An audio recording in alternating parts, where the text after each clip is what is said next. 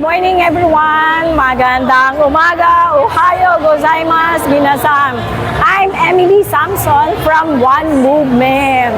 Nandito po kami ngayon sa closing ceremony dito sa TESDA. Ito pong programang ito ay binigay sa atin ng ating Pangulong President Marcos na dapat natin tangkilikin. Napakadaming programa ng TESDA. Para sa ating lahat, magandang na tangkilikin natin ito at subaybayan ang lahat ng programa ng TESDA. Ako po ay isa sa One Movement member at nagpapasalamat po kami una sa lahat sa aming chairman, Marlon Mendoza, sa kanyang ibinigay na oportunidad para sa aming mga member ng mga One Movement.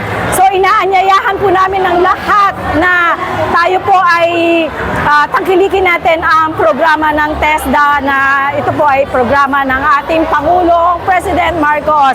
And I'm proud to be a TESDA scholar. One movement, one movement. Yes, yes, yes. Samson, Emelinda,